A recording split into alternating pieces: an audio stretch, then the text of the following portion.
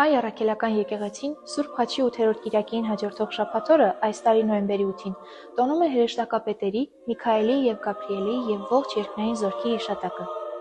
Հայ եկեղեցու հրեշտակաբանության համաձայն հրեշտակները անմարմին հոգիներ են, անսեռ, անմահ և սպասավոր Աստծուն։ Ըստ եկեղեցու սուրբ հայրերի, հրեշտակները իբրև լուսեղեն էակներ ստեղծվել են արարչագործության առաջին օրը լույսի հետ։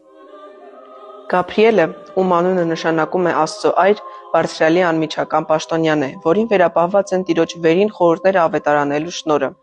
Այս հրեշտակապետը, որն ուղարկվեց Տիրոջ կողմից, մեր Փրկչի ծննդյան ավետաբերը եղավ։ Սուրբ գրքից մեզ հայտնի մյուս հրեշտակապետը Միքայելը, որի անունը նշանակում է ով է Աստծո նման, երկնավոր արքայի փառքի և նրա ժողովրդի պաշտպանության համար մարտնչողն է։ Նա, որպես երկնային զորքերի հրամանատար, ինչպես հին ուխտում Իսրայելի, այնպես էլ նորում Քրիստոսի եկեղեցու հետ անտեսանելի կերպով մարտնչում է սատանայի դեմ։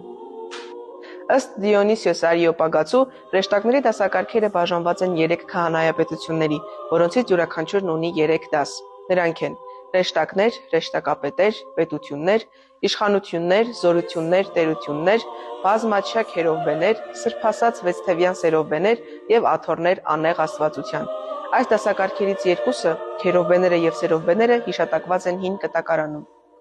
Մեր եկեղեցու պատմությունից մեզ հայտնի է, որ Սուրբ Գրիգոր Լուսավորչին խոր վիրապում ամեն օր այցի էր գնում 4-րդ դասի հրեշտակներից մեկը, իսկ Մայր տաճարի հիմնարկեքին Աստծո միածինը մի խումբ հրեշտակների ուղեկցությամբ իջավ Հայոց հողի վրա և ցույց տվեց առաջին քրիստոնեական տաճարի տեղը և ձևը։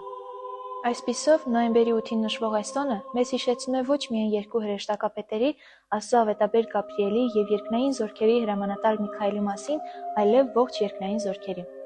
Սկսած հրեշտակներից մինչև աթոռներ, նրանք բոլորն Աստծո անմարմին սպասավորներն են։